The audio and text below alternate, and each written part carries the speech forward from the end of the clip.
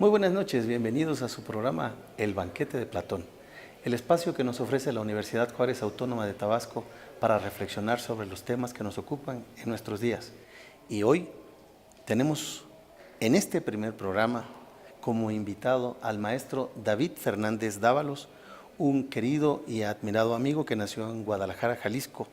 Su destacada trayectoria es muy amplia, de modo que solo mencionaré algunos aspectos relevantes.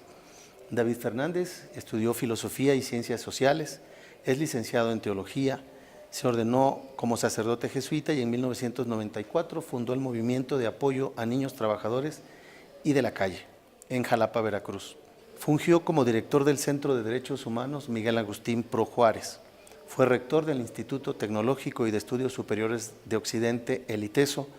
En 2008 fue elegido como rector de la Universidad Iberoamericana Campus Puebla, cargo que desempeñó hasta el año 2013. Actualmente es el rector de la Universidad Iberoamericana Campus Santa Fe, Ciudad de México. Sus vastos conocimientos se reflejan en los diversos libros que ha publicado, entre ellos Malabareando, La cultura de los niños de la calle, Este es el hombre, Vida y martirio del padre Miguel Agustín Pro, Educación y derechos humanos, 12 cartas sobre Dios, Jesús el Galileo y 12 nuevas cartas. Es también coautor de Neoliberales y Pobres, los derechos humanos en México durante la transición sexenal y los derechos humanos ante la tentación del autoritarismo. Asimismo, ha escrito grandes artículos para los diarios El Gráfico, El Universal y la columna Contrapunto en el diario El Independiente. Es miembro del International Council of Human Rights, con sede en Ginebra, Suiza. En 1996 recibió el premio Human Rights Watch por su destacada labor en la promoción y defensa de los derechos humanos en México. En el año 2016, el CONAPRED le otorgó el reconocimiento nacional por la igualdad y la no discriminación. Les invitamos a ver este programa de apertura del Banquete de Platón con nuestro invitado especial desde la Ciudad de México en el Campus Santa Fe de la Universidad Iberoamericana, el maestro David Fernández. Bienvenidos todos a este programa, El Banquete de Platón, un espacio que nos ofrece la Universidad Juárez Autónoma de Tabasco para reflexionar, para pensar sobre las cosas que vivimos cotidianamente. Y en este día nos alegramos porque tenemos como invitado especial para abrir nuestro programa al maestro David Fernández Dávalos, rector de la Universidad Iberoamericana, plantel Santa Fe, desde la Ciudad de México, desde donde le estamos transmitiendo a todos nuestros universitarios de la Universidad de Juárez Autónoma de Tabasco. Bienvenido, maestro David Fernández. Al contrario, muchísimas gracias, bienvenidos a nuestra casa de estudios. Es un placer tenerlos con nosotros y agradezco a la Universidad Juárez Autónoma de Tabasco la distinción que me hace al permitirme participar de este programa. Muchísimas gracias, maestro David. ¿Y qué le parece si empezamos con nuestra entrevista? Adelante. Tenemos una pregunta que pues ahora a todo el mundo nos ha estado inquietando, el contexto mundial que estamos viviendo. Y en algunos círculos, no solamente gubernamentales, sino también en las calles, la gente se pregunta qué está pasando o qué va a pasar con el gobierno del presidente Donald Trump, que bueno, pues ha venido con algunas estridencias y algunas personas se preguntan, ¿qué va a pasar? ¿Cómo ve usted esta coyuntura actual de la situación en México con Estados Unidos? Bueno, empezaría hablando un poco de la situación internacional. En efecto, estamos viviendo tiempos inéditos en los que se está definiendo el rumbo del mundo, de la economía mundial, de las democracias en los próximos 20 o 30 o 50 años. Entonces son momentos muy decisivos.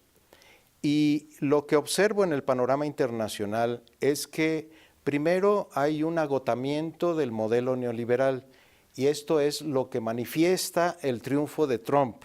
Es decir, el modelo neoliberal ha atentado en contra de los derechos adquiridos de las poblaciones mundiales, de clases medias y clases populares, y es este disgusto el que está siendo capitalizado por las derechas de los países, por movimientos antisistémicos, pero que fortalecen más bien intereses de capitales privados, pero locales, no globales. Y esto, como digo, se manifiesta con Trump. Esa es una primera característica, el agotamiento de un modelo económico que está buscando una alternativa.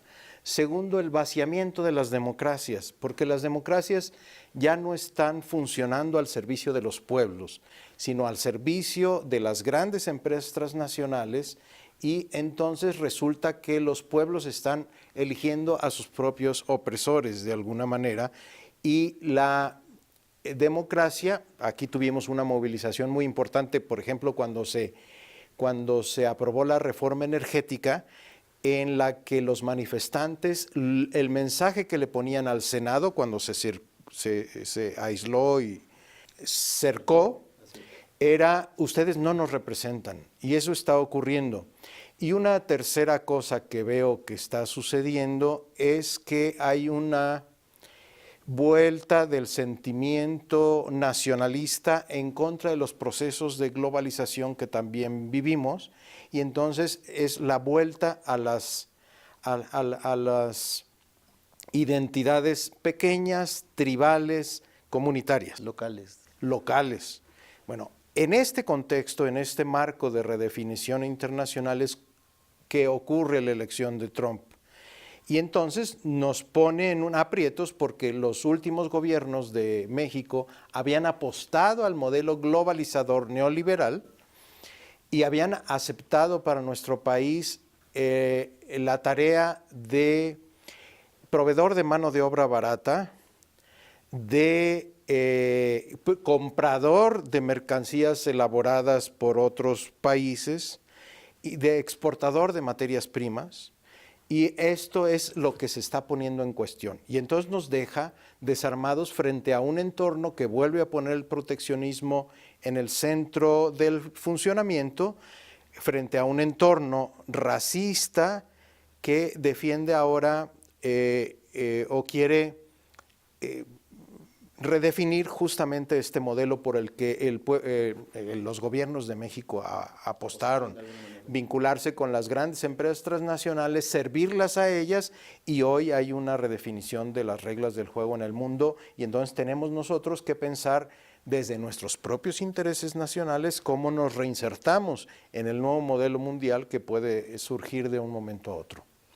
En este sentido, señor rector, nos inquieta la segunda pregunta, que va de alguna manera ligada con este contexto, porque según los analistas, últimamente en nuestro país, el gobierno federal inicia con la más baja aprobación ciudadana y en algunos sectores incluso con un contundente rechazo al tema de la corrupción de diferentes actores políticos, como es ampliamente conocido, de muchos gobernadores en algunos estados que han abusado pues básicamente de su poder.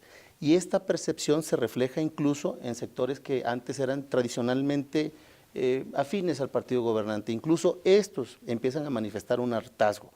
En este sentido, señor rector, ¿cuál debería ser el papel de las instituciones educativas en un contexto en el que la corrupción parece ser que permea grandes capas de la sociedad?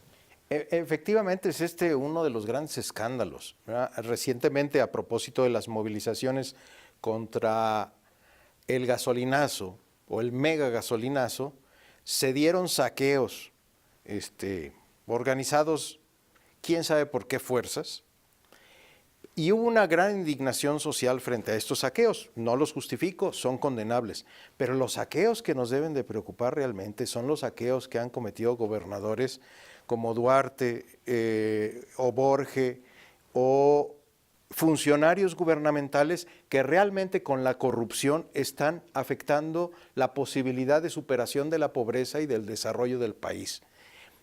Entonces, frente a esto, las universidades tenemos por lo menos tres funciones. Una primera es formar a nuestros estudiantes con verticalidad ética, con honradez, de suerte que puedan tratar de mejorar el sistema que favorece la corrupción y se puedan sustraer ellos mismos, es decir, con altos valores morales y éticos. Pero eso es lo menos, pero eso hay que hacerlo. En segundo lugar, creo que también tenemos que ofrecer una reflexión importante sobre cuáles son los mecanismos que favorecen la corrupción y cómo podemos combatirlos, que sería una reflexión hoy necesaria en el país, cómo crear un sistema nacional anticorrupción verdaderamente eficaz, qué mecanismos poner para que el nuevo fiscal o el Consejo Ciudadano funcione realmente y afecte intereses de los grandes gobernantes y empresarios que participan de la corrupción en el país. Y una tercera tarea que no es menor es sustraernos nosotros mismos, las universidades, de la corrupción, porque muchas universidades públicas y privadas han funcionado como lavadoras de dinero o para transferir recursos del gobierno a entes privados, a personas concretas, y esto ha quedado de manifiesto en las auditorías que han realizado en los últimos años el sistema de administración tributaria, por ejemplo.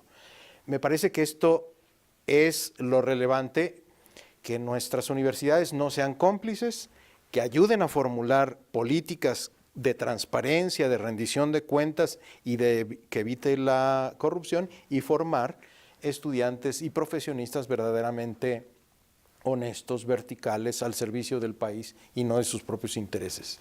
Esto es, claro, pensar en términos de país y no en los términos individualistas que el sistema de alguna manera neoliberal había estado produciendo. Entonces, pensar un poco más en clave de lo social. ¿Qué podemos hacer por transformar a nuestro país?